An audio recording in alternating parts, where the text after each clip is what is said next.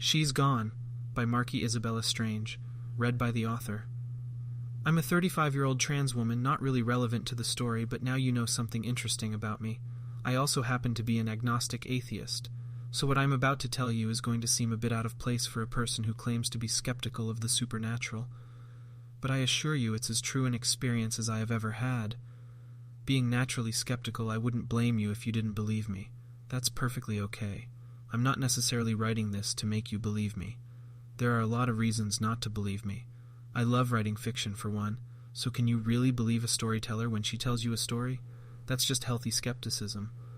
So in the end, it doesn't matter what you ultimately believe, just enjoy the story, but while you do, keep in mind I believe this event to be 100% fact. This event has impacted me a great deal and had left me fascinated by supernatural stories, especially those that might have some out-of-this-world sci-fi explanation that science has yet to understand. Anyway, less chat and more story. 30 years ago, way back in 1995, or around about, I was 7 and my brother was 4 years and 1 day older than me. That is to say, he was 11. Yeah, I know, I could have just said 11, but my brain does strange things sometimes. I blame the ADHD. Anyway, I know it was around that time because Zelda Link's Awakening had just come out and Nintendo was selling Game Boy and Zelda bundles. We were given that bundle for our birthday. We often shared birthday gifts because they were only 1 day apart, and our parents could not afford 2 birthdays or something like that. Now, I'm not saying this happened on our birthday, it could have been a month or so after, but it was definitely around that time. As I said, this game was fairly brand new, so that gives us our time frame. My brother was sitting in his room playing this game, and I was stuck watching. Well, I was more watching him react to playing the game because he didn't like it when I hovered. It honestly makes sense now. Games are stressful, and 7-year-old sisters breathing down your neck is not going to make that any easier. But back then it was a bit offensive, and I was mad about it. So naturally I left the room to go find my mom and bug her instead. You see, it was a Friday, and Fridays were usually days we spent in town. But we didn't go to town. Mom was not feeling well, so Dad went alone. He didn't go to enjoy shopping, though. He went to boring old prayer meetings on Fridays, and normally Mom would take us around shopping while we waited for him to finish, and I was looking forward to that.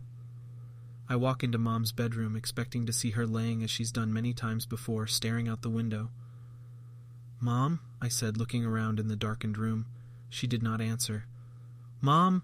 I said again, a little louder, starting to panic a little. I knew something was wrong. I had watched her go in there. She said she was taking a nap. I did not watch her leave. Yet she was not there. Listen, I don't know what compelled me to do this. It's not logical, but I was 7, so maybe that was it. I climbed up onto the bed and checked to make sure she had not sunken into the mattress, but she was not there. I checked under the bed. This was my favorite hiding place. I'd sneak dolls down there and play when I thought no one was looking. She was not there. I checked the closet. We were a bit of a pack rat family, and so there was barely room for more clothes, let alone a whole person. She was not there. I checked the bathroom, even behind the shower curtain. Nope, not there either. I was pretty much in full panic mode at this point, because where the heck would she or could she go? I was 7. My brother was 11. She would not have left us alone like that. I ran to my brother and screamed about Mom being gone. "What do you mean she's gone?" He of course acted way older than 11 years old at that moment, and looked at me like an annoyed teenager. "Like she's gone, I looked everywhere," I returned, clearly scared. My brother put the game on pause and did what I did, and started to look for her. She was not in her room like I had said. She was not in the closet or in the bathroom or in the kitchen or the living room.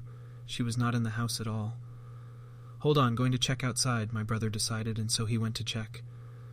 I didn't follow, so how thorough of a job he did I can't tell you, but I'm sure it was good enough she would not have gone far. When he returned, he kind of looked spooked, as I felt. I was right, she was gone. Now I can't tell you how long we waited for Dad to come home. Minutes felt like hours, hours felt like days. We were in full panic mode because we were home alone. But finally the door opened and Dad came walking through, and we ran to him, screaming and crying. At least I was crying. "Mom's gone! Mom's gone!" He looked at us very puzzled. "What do you mean, Mom's gone?" he asked. And I shit you not, at that exact moment, here comes Mom, sleepy-eyed, walking out of her bedroom as if nothing happened. "Oh, you're home," she said. "I didn't see you pull in." Of course, we ran to her and hugged her and were glad that she had not disappeared on us forever. She looked at us like we were crazy. "What's wrong?" she asked. So we told her what happened, and she laughed at us. Can you believe it? She laughed.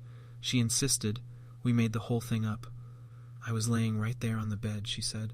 Waiting for Dad to come home, I must have fell asleep. We both insisted that she was not in that bed and nowhere in the house. No, you disappeared, we'd say.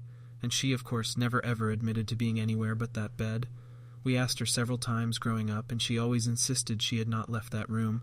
Like, you can say whatever you want, but either our mother is a sadistic human being for tricking us for hours, or she really had poofed out of existence. If you ever get the chance, you can ask my brother if this is a true story, and he will tell you it is.